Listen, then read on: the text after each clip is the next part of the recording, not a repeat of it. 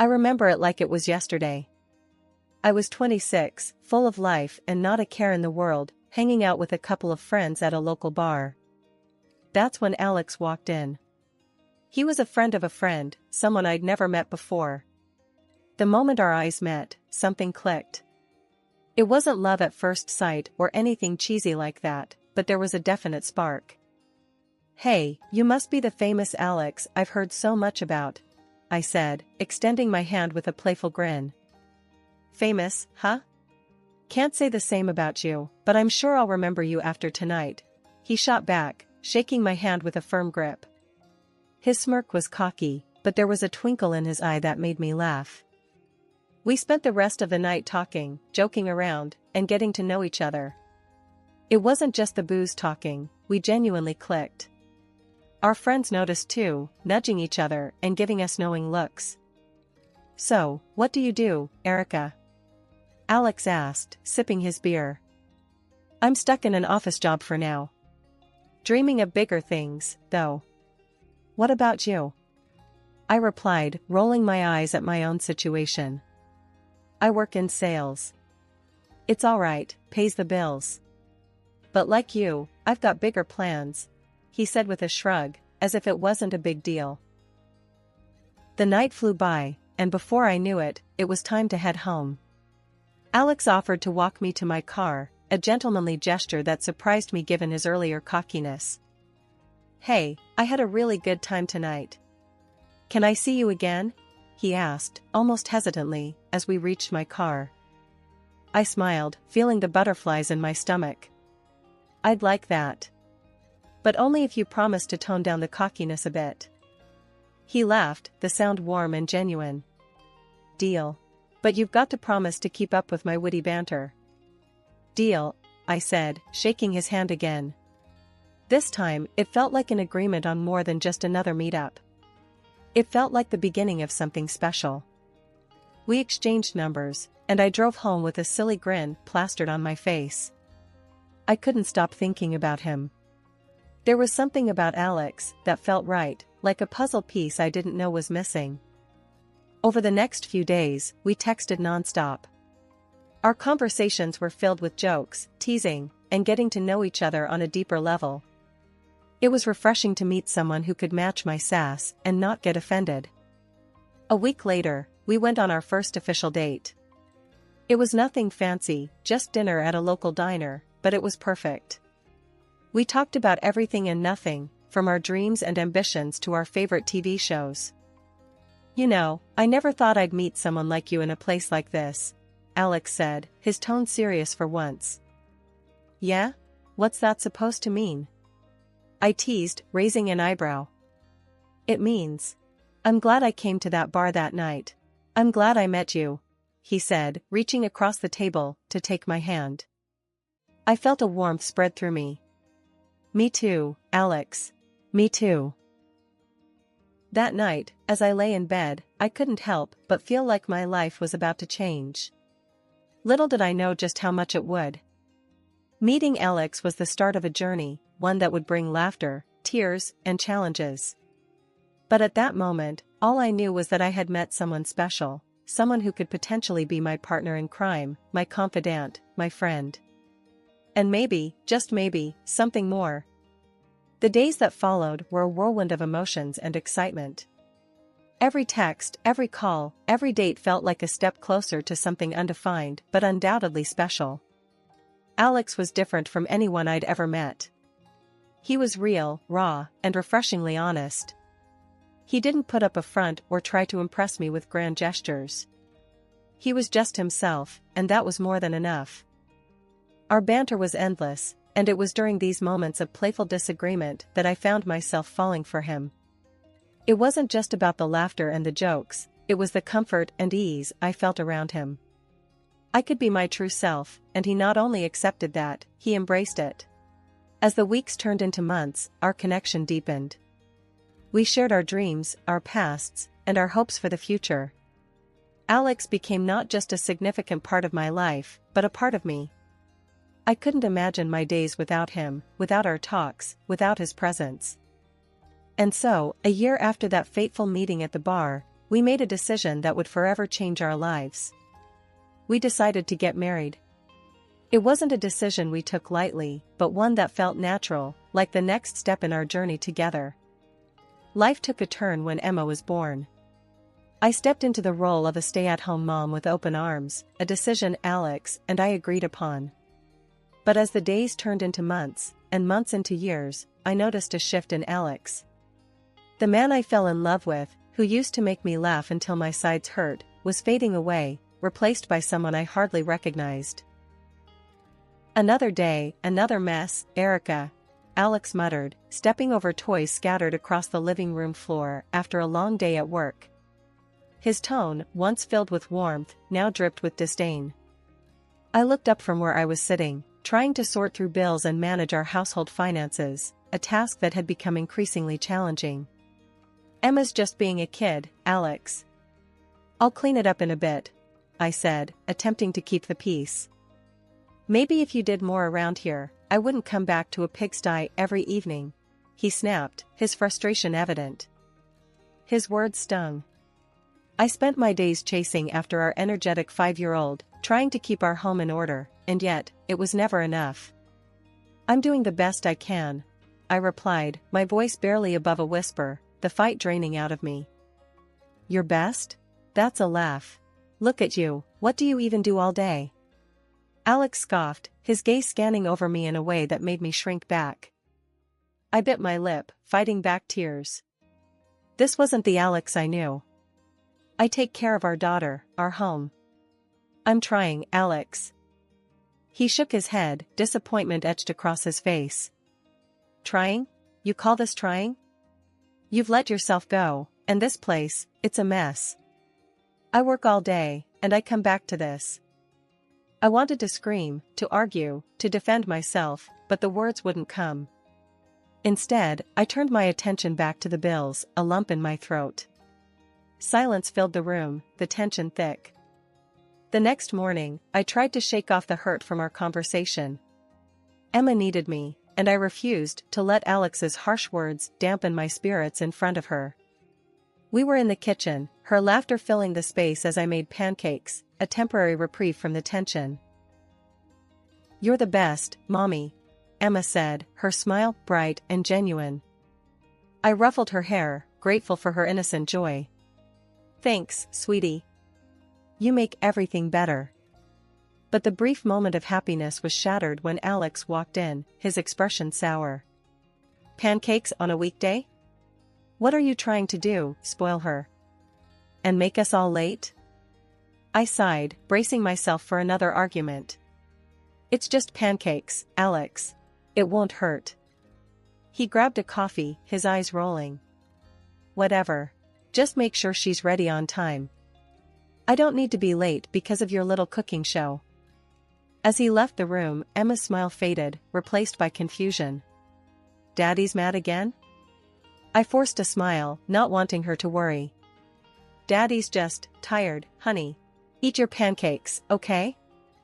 The day Alex announced his business trip felt like a reprieve, a chance to breathe without walking on eggshells. But even that was marred by his parting words. "Keep the house clean while I'm gone. And try not to waste all my money," he said, suitcase in hand, not even bothering to look at me. "I'll manage," I replied, my voice steady, despite the turmoil inside. "We'll be fine." He shrugged, indifferent. "Yeah, well, we'll see about that." Watching him leave, I felt a mix of relief and sadness. This wasn't the life I envisioned when we said "I do." The love, the partnership, it all seemed like a distant memory, overshadowed by resentment and misunderstandings. In a house filled with tension and cold silences, I found my old brushes and paints one day, buried under years of neglected dreams. It felt like a lifetime ago since I last held them in my hands, back when I was a bright-eyed girl at the art studio, with my teacher telling me I had a future in painting. But life, as it often does, took me down a different path. I studied economics, a practical choice, and my canvases gathered dust. Painting again felt like a breath of fresh air, a momentary escape from the endless cycle of chores and Alex's growing indifference. Each stroke on the canvas was a whisper of the person I used to be, someone who had dreams and aspirations beyond these four walls. Really, Erica? Painting? What are you, 12? Alex's voice cut through my moment of peace one evening as he caught me setting up my easel in the living room.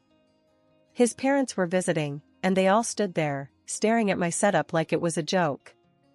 I bit my lip, feeling the familiar sting of embarrassment. I used to love painting, I managed to say, trying to defend my old passion. His mother snorted, looking over my shoulder at the half-finished canvas. Looks like a child's work. Wouldn't it be better if you did something useful instead? Alex joined in with a cruel laugh. Yeah, like maybe getting a job instead of wasting money on this nonsense. I felt my face flush with shame, the joy of painting souring in my mouth. I thought it might be nice to have something of my own. I whispered, more to myself than to them. Of your own? With what money? You're spending my hard-earned cash on this garbage? Alex's tone was sharp, his words like daggers. I use my savings, I replied quietly, my defense weak against his growing anger. Savings? What savings? From before we married? That's cute. Listen, because of your little hobby, I'm going to have to cut the budget around here. Can't have you blowing through my salary on your art, he said, the last word dripping with disdain. His parents nodded in agreement, their looks of disapproval etching deeper into my heart. I wanted to scream, to argue that it was my money too, that I had every right to find some joy in my life. But the words died in my throat, the fight drained out of me by years of being belittled and dismissed. From that day on, I kept my painting to myself, a secret refuge from the storms outside. I bought my supplies with what little money I could squirrel away, each canvas and tube of paint a tiny rebellion against the life I felt trapped in. Painting became my silent protest, my way of holding on to the parts of me that still dreamed of something more. The tension in the house could cut through steel when Alex's parents showed up. They never missed a chance to point out everything they thought I was doing wrong. Can't you even make a decent cup of coffee? His dad grumbled as I handed him a mug. I forced a smile, trying not to let the comment get to me. His mom wasn't any kinder. This breakfast, you call this special? Back in my day, we knew how to treat guests. Her nose turned up at the eggs and bacon I'd spent the last hour preparing. I bit my tongue, keeping the retort that was dancing on its tip at bay. I'm sorry you feel that way. I'll try to do better, I mumbled, feeling anything but sorry. As if on cue, Alex called. I excused myself, hoping for a brief escape from the criticism. But the call wasn't the respite I hoped for. Listen, I need you to get something for my boss's wife. Her birthday is coming up. Alex's voice was brisk, all business. I blinked, taken aback. Alex, I don't really have the budget for. I don't want to hear it. Figure it out. It's important. He cut me off, his tone final. And with that, he hung up. I stared at the phone, stunned. Solve it myself? With what? Magic? Frustration bubbled up, but it was quickly overshadowed by worry. I couldn't mess this up. Not for Alex. In desperation, I turned to the internet, scrolling through the boss's wife's social media for any hint of a suitable gift. That's when I stumbled upon her interest in painting and support for aspiring artists. It was a light bulb moment. I couldn't afford a fancy gift, but maybe, just maybe, I could create something personal. Something meaningful. I decided right then, I'd paint her something. It felt like a solid plan, but I kept it to myself. Alex was already on edge, and I didn't need his scoffing or doubts. No, this would be my secret project. A chance to prove, if only to myself, that I could contribute something valuable. That I was more than the freeloader his parents saw or the inadequate wife Alex seemed to think I was. During that week, my apartment turned into a mini art studio. I was focused on creating something beautiful, something that would stand out. Beside me, I set up a tiny easel for Emma, my daughter, who was thrilled to join in. She decided to draw a portrait of me, her concentration face on, tongue poking out slightly as she worked. It was a mess of colors, but to me, it was perfect. Alex was away, wrapped up in his work, clueless about the plan brewing back home. When he finally called, it was just to confirm that we'd meet at his boss's wife's birthday bash. "Make sure you dress nicely," he added, as if I needed reminding. "Yeah, got it," I replied, my mind already racing through my wardrobe for the right outfit. It wasn't just about looking good, it was about feeling confident, something I hadn't felt in a while. The day of the party arrived quickly. I stood in front of the mirror, slipping into a dress that made me feel like myself again. It had been so long since I dressed up for anything. Emma watched, her eyes wide. "Mommy, you look like a princess," she exclaimed. I laughed, bending down to give her a hug. "Thank you, sweetie. Mommy has to go now, but I'll be back soon, okay?"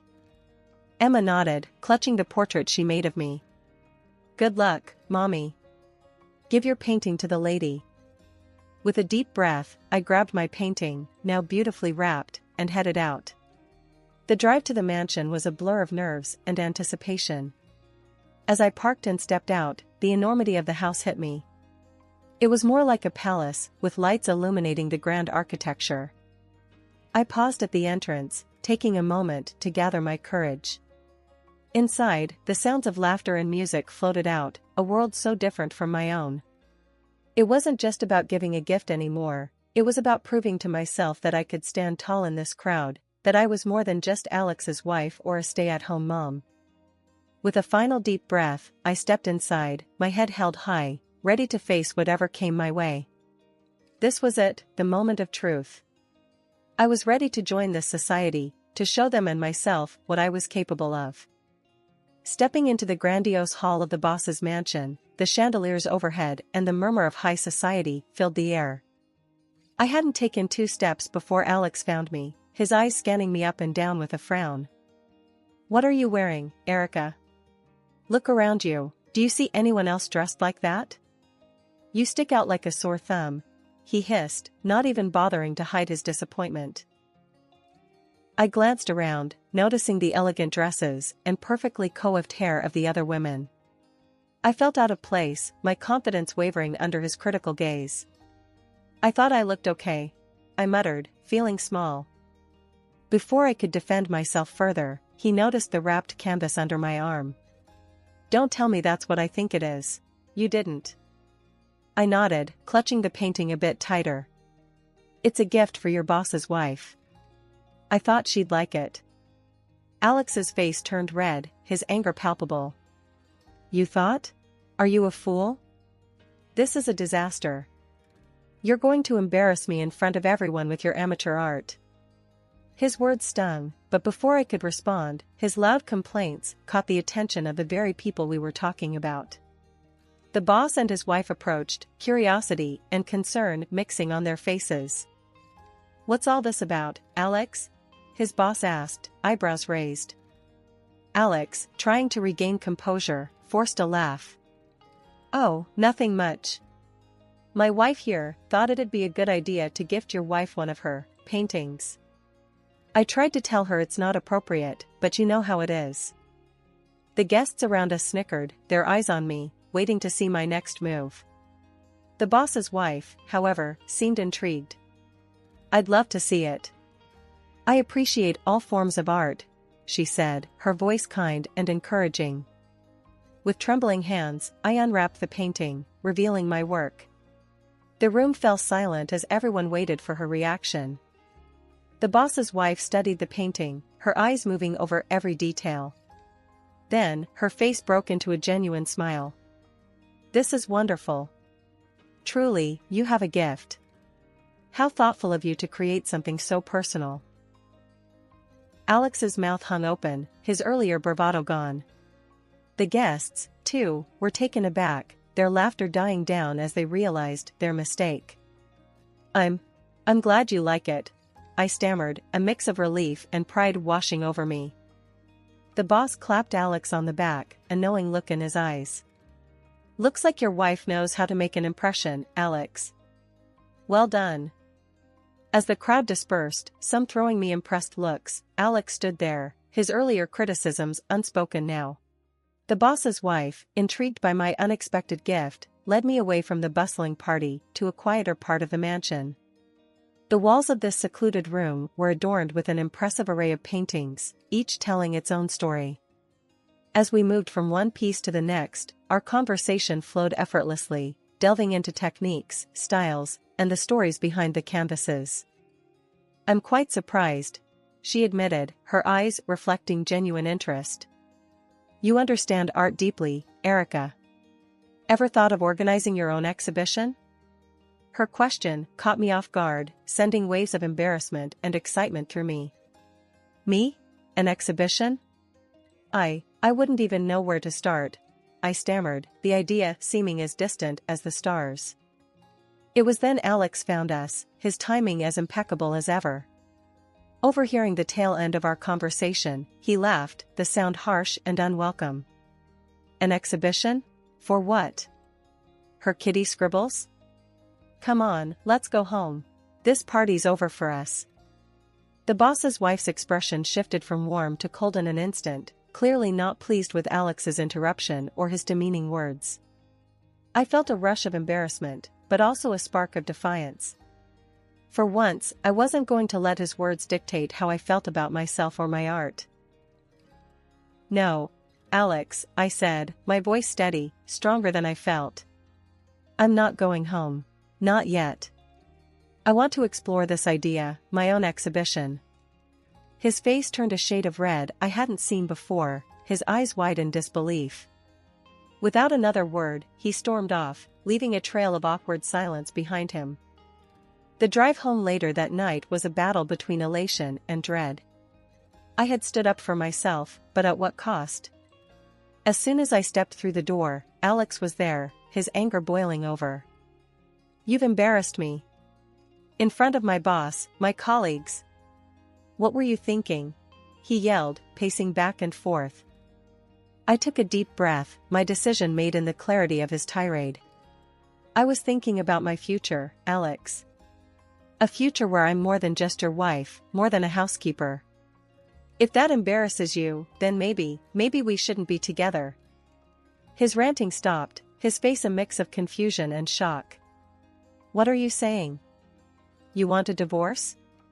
Over some stupid paintings?" "Yes, Alex. A divorce," I said, the words feeling surreal even as they left my mouth. "I can't live like this anymore. Being belittled, feeling trapped. I want more from life, and if that means without you, then so be it." The silence that followed was deafening. Alex stood there, staring at me as if seeing me for the first time. The man who had left in a huff at the party was now the one in shock, unsure of what to do next. After deciding to divorce Alex, I braced myself for a storm, but nothing could have prepared me for the hurricane that ensued. The divorce was messy, to say the least. Alex turned it into a battlefield, contesting every single detail. He didn't want to part with a penny, especially when it came to alimony for Emma, our daughter. He even tried to keep most of our shared assets, leaving me to fight tooth and nail for what was rightfully half mine. The whole debacle wasn't just confined to family and close friends, it spilled over into Alex's professional life. His colleagues and even his boss caught wind of his less-than-stellar behavior during our divorce. The man who prided himself on his impeccable reputation at work saw it tarnished. Before long, whispers of his pettiness and vindictiveness led to his demotion. It was a steep fall from grace for someone who had always put his career above everything else. In the midst of this turmoil, an unexpected ally emerged, Alex's boss's wife. She fulfilled her promise and organized my first personal exhibition. It was an opportunity one never dreamed of, a silver lining in the dark cloud that had loomed over my life. With her guidance and support, my paintings found an audience. People were drawn to my work, seeing stories and emotions in my brushstrokes. I held several solo exhibitions, each more successful than the last. My paintings began to sell, not just to friends and acquaintances, but to strangers who felt a connection to my art. The money I earned from my paintings allowed Emma and me to move into a nice apartment, a place we could call our own. It was a fresh start, a chance to rebuild our lives on our terms. Looking back, I never imagined my life taking such a turn. The pain of the divorce and the ugliness that came with it seemed insurmountable at the time. But through it all, I discovered my strength, my passion, and my ability to stand on my own. As I sit in our new living room, surrounded by canvases and paint, I can't help but feel optimistic about the future. For the first time in a long time, I'm excited about what lies ahead. Emma, now thriving in a happier, healthier environment, is my constant reminder that we made it through the storm. All right, everyone's presentations are done. Nick, the manager, said as he tried to move the discussion forward. Excuse me, I haven't. I recently found out something. Nick interrupted me and began to speak. There's apparently someone in this department who didn't graduate high school and is just a part-timer. Meetings should be for employees only. Absolutely right. His lackey, Mike, of course, agreed with Nick. I'm leaving. After leaving the meeting room, I started to shut down my computer. I noticed that an email had arrived, not in my personal inbox, but in the company's shared email. Thinking, there's no point in speaking up, no one will listen, I went home quietly. The next day, I heard a commotion from Nick's desk. He was staring at his computer screen, his face pale. Nick! Is something wrong? Mike looked at the screen with him. And he turned even paler than Nick. Why is he so angry? Knowing the reason for Mike's distress, I thought to myself, serves them right. My name is Adam. My mother passed away when I was in the 9th grade, and I was raised by my father. Well, you could hardly call it being raised. After my mother passed, my father changed. He drowned his sorrows in alcohol, and though he still went to work, he squandered our living expenses on horse racing. Because of that, I had to start working part-time as soon as I entered high school. Every month, I went to the convenience store with bills in hand that couldn't be auto-deducted from my father's account. Even though I endured it because I didn't want to be alone, I reached my limit in my second year of high school and dropped out. I found a live-in job at a distant inn. Thank you for everything.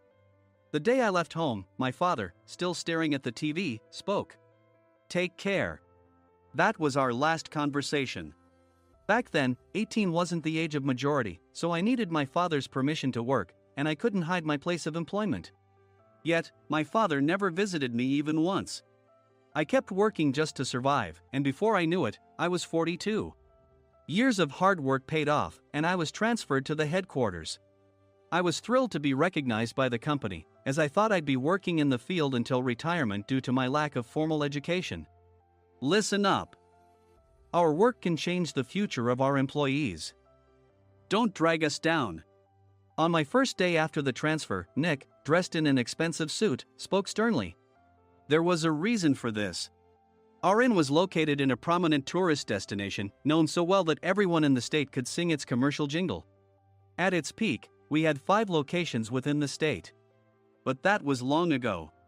Due to financial difficulties and aging facilities, only the place where I had worked for many years and the original establishment remained. I was prepared to lose my job anytime, but now there was a glimmer of hope. With the rise of social media, the tourist area where the inn was located started gaining attention again. Depending on how hard the sales department, where I was transferred, worked. We could either thrive or be forced to give up this prime location to the new hotel chains continuously popping up. For Nick, who had switched careers from another industry to strengthen our sales, this was a battle he couldn't afford to lose. I understood why he had to be strict. I will do my best. Nick sneered at my enthusiastic declaration. Did you not hear what I said? I'm sorry. I thought I was listening carefully. Out of habit from years of customer service, I apologized reflexively, though I had no idea what had offended him. Someone was watching me with a smirk. In this department, there are those who are expected to excel and those who have been shoved here because they have nowhere else to go. You are the latter. It was Mike, the section chief. He's 7 years younger, at 35. But he was called to headquarters much earlier than I was and had been moving around within the headquarters ever since. I'm not jealous, but I can't accept that he's my boss. Graduating from a prestigious university, he has an unusually high pride and caused many problems as a newbie. making things very difficult for me when I was the front desk leader. When I found out Mike was transferred to the sales department a month before me, I was disheartened. Mike is right. With just a middle school diploma, there's not much you can do. Don't even think about achieving results. As if I didn't exist, Nick remarked, "I'm thirsty." Mike eagerly ran to the coffee maker. It seems Mike is Nick's lackey. I regretted being happy about my transfer to headquarters, wishing I had stayed on site forever. Send a direct mail to every company on this list by the end of the day. Nick only assigned me tasks that even a new graduate could handle. What? There are over 1,000 companies. You want me to send to all of them by today? Yes, if you and your fellow misfits split the work, even those with nowhere else to go should finish by today. I glanced at the employees typing away expressionlessly. They were worn out from customer service, only thinking about leaving on time, or were women reassigned after having children. With zero motivation for work. Even Sam, a new graduate from the same university as Mike, who was supposed to be among the expected achievers, had no enthusiasm for the job. Having joined the company wanting to do customer service. "I don't care what they say, I plan to quit anytime," he said. Only Nick and Mike were highly motivated, making all the decisions between the two of them. I originally only wanted to work at the inn to survive and had no particular attachment to this job. I swallowed my words, thinking I had no right to reprimand them. About a month after the transfer, Nick told us with a frustrated look. To commemorate the 50th anniversary, we've decided to create a plan exclusive for one group per day.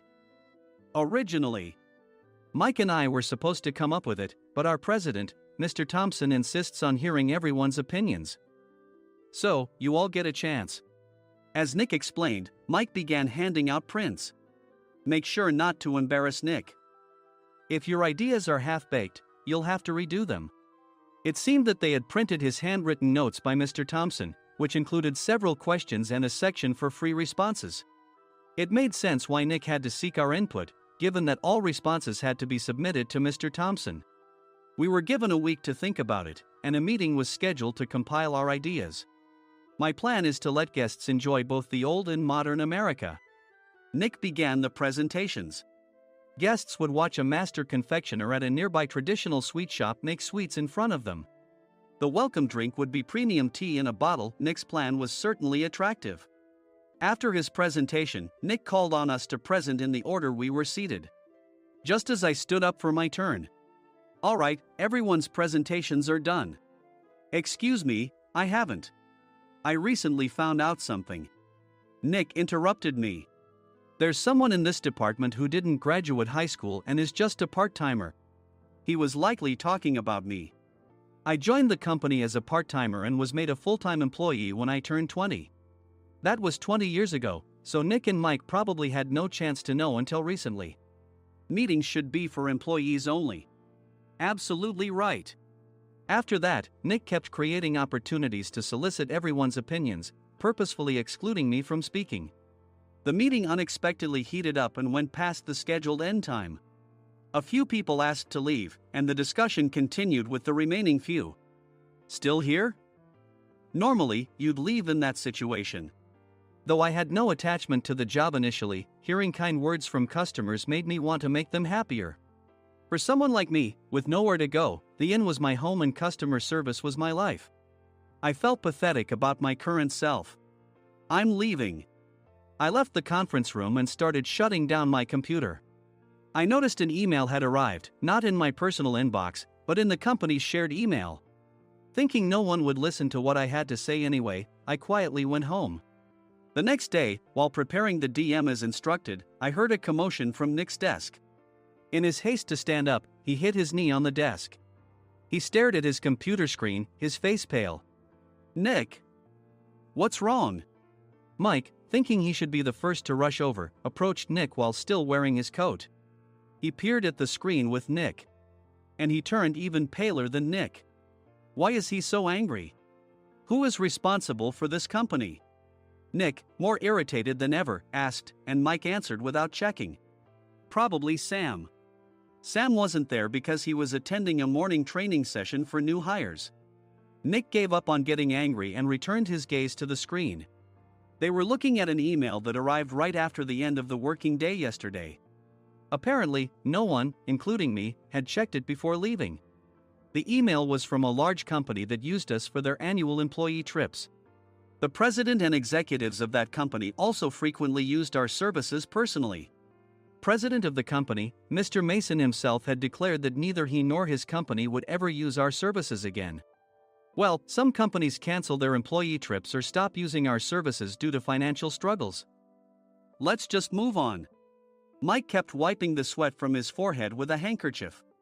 Knowing why Mike was so agitated, I quietly watched their interaction. Do you know how much revenue we get from that company? We can find other guests to fill the rooms, but we'll lose the banquet costs, gift shop revenue, rental car fees, and more. Moreover, the gifts were supposed to be prepared by the traditional confectionery shop involved in Nick's proposed plan. If it's known that we incurred such a huge loss at this critical time, Nick's position in the company would be jeopardized. Nick took a deep breath, seemingly trying to calm himself. All right, Mike. Go to New York right now and apologize to Mr. Mason. What? You're coming with me, right? I have urgent work to do. I trust you, which is why I'm entrusting this to you. Please. Mike, believing Nick's sincerity, agreed with a determined look on his face, saying, yes. That's Nick for you. Even if Mike went to apologize, Nick would shift all the blame onto him if the client didn't change their mind. Well, it was Mike's fault to begin with, so it served him right. About 3 hours later, Sam answered a call from somewhere and repeatedly apologized, saying, I'm very sorry. Everyone watched to see what was happening. After ending the call, he informed Nick with a weary tone. When Mike arrived at the client's company, he only made things worse, further infuriating Mr. Mason. He was demanding, get his boss here immediately. It was no wonder Sam was exhausted, dealing with such a call right after returning from training. What is that idiot doing? All right, Adam, you're coming with me. If sacrificing Mike didn't work, then I must be next. Normally, I'd want to refuse at all costs, but I saw an opportunity in this situation. If I can be of assistance, I'd be happy to join you. I immediately followed Nick, and we flew to New York. When we introduced ourselves at the reception, it became clear how serious the situation was, as the receptionist personally escorted us to the president's office. Angry voices leaked through the door, making both Nick and me uneasy. Excuse me. I'm Nick, the supervisor. I understand my subordinate has caused you trouble, and I deeply apologize. Nick, with his experience in the corporate world, knew enough to offer an apology before excuses. However, his customer service skills left much to be desired. I sighed as I saw Mike trembling like a small dog in the corner of the room. What kind of training are you giving your subordinates? Mr. Mason glared at Nick with a red face. The intensity of his gaze made even Nick take a step back. Regrettably, I joined this company only 2 years ago and was unaware of Mike's issues. I should have identified his shortcomings sooner. Indeed. I should have realized sooner. No sensible person would come to apologize and then give a lengthy presentation on the drawbacks of not using their in. Nick froze, his mouth slightly open. Suspecting the worst, I picked up the documents that had fallen to the floor. It seemed Mike hastily prepared these documents on the plane, listing the disadvantages. Disadvantage 1, if you change the venue for the company trip, employees might suspect it's for cost-cutting reasons, leading to a negative impression. Reading it aloud half-jokingly, Nick snatched the papers from my hand and checked the contents with a furious expression. Among the stack of documents was a receipt from a nearby convenience store's copy machine. I felt a pang of dread, hoping he hadn't shown the receipt as well. What do you think he said when I asked what kind of nerve he had to do this? I'm very sorry. Faced with the dire situation, Nick must have thought there was nothing left to do but apologize. In a voice smaller than I'd ever heard from him, he uttered words of apology. He said, I'm a Harvard graduate. I don't believe I said anything wrong. Mike! What have you done? Forgetting his plan to pin the blame on Mike, Nick yelled loudly, even in front of Mr. Mason. I didn't do anything wrong. You're still saying that? Look at him. Mike pointed at me with a shaking hand. I was assigned to headquarters in my 20s and now I'm a section chief. This guy only made it to headquarters at 42. Everything I've done proves I was right. So why are we losing the contract? Having said his piece, Mike collapsed to the floor. Of course.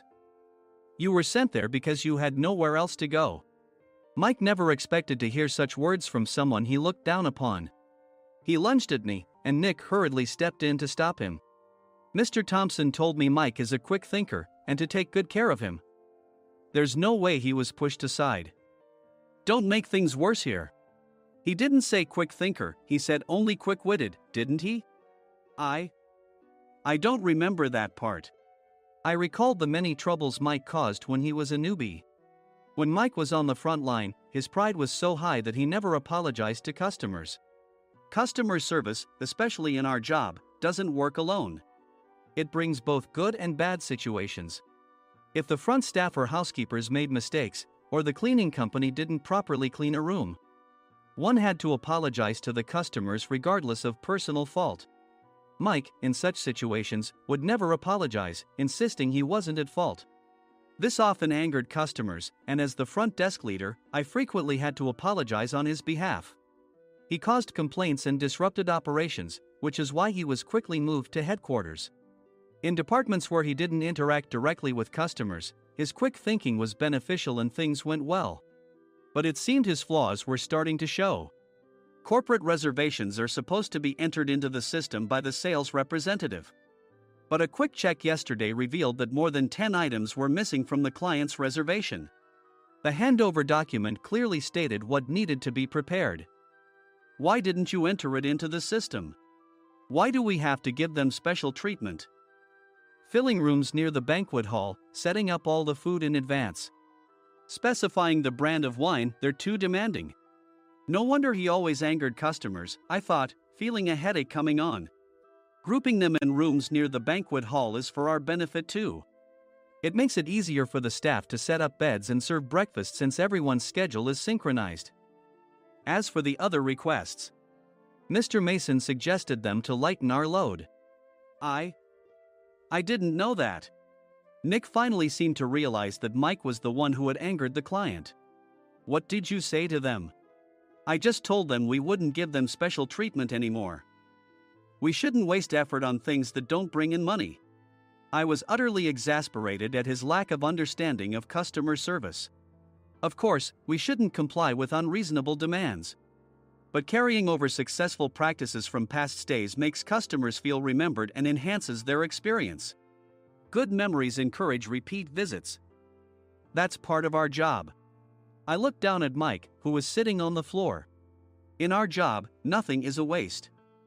Mr. Thompson likely moved you to the sales department, hoping you'd finally understand this. How do you think he feels now that you failed to meet his expectations? Mike, tears in his eyes, fled the president's office. I was amazed he still hadn't apologized. You have it tough, Adam. It's okay, we're all employees of the same company.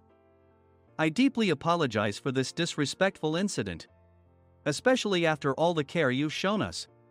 If it weren't for you, Adam, I really would have stopped staying here. When I heard you were moving to the sales department, I was willing to reconsider if you handled it. Seeing us talk so amicably, Nick's face contorted. Do you two know each other? Adam's service is excellent. I always requested him specifically. Normally, we don't accept specific staff requests, but we made an exception for Mr. Mason, adjusting my shifts accordingly. He had personally stayed at our hotel just before my transfer, and during casual conversation, I mentioned, I'm moving to the sales department soon. If I hadn't told him then, things could have been much worse. Please continue to take care of us.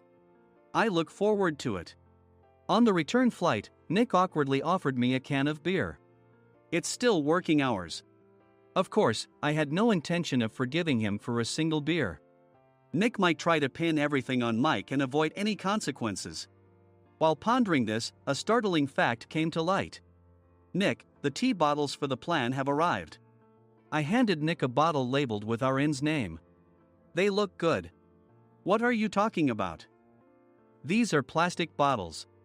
I had assumed we would use the trendy, high-end bottling tea. But what arrived were ordinary plastic bottles of tea with customized labels. The only unique aspect was the label, which had the inn's name, making it look customized. Upon further investigation, I discovered that a substantial amount of money was set to be paid to the tea company. It was priced like bottling tea. Does this plastic bottle really cost $100 each? The tea inside is specially blended for us. The extra cost is for that.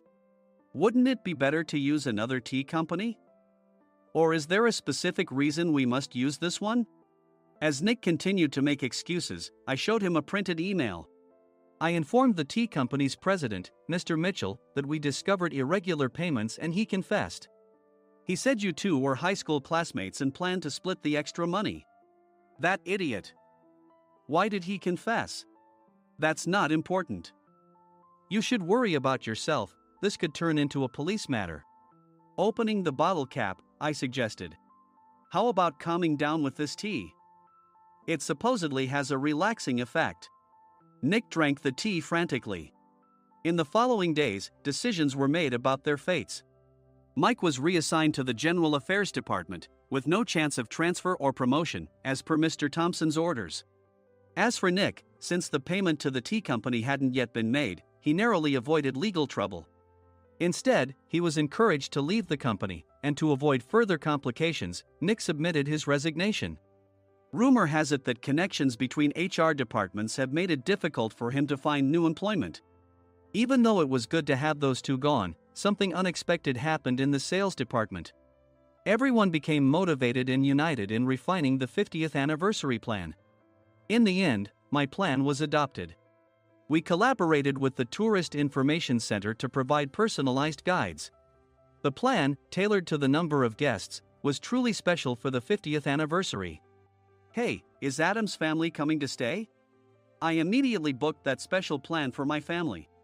Sam noticed it on the reservation list and quickly picked up on it. Yes, I'm inviting my father. That's great. I might invite my parents too. I lacked the courage to face my father just as Adam. But here, with the confidence Mr. Mason praised, I felt ready. The 50th anniversary plan was a perfect opportunity to reconnect with my father. I hoped to bring back the days when we could laugh together as we once did.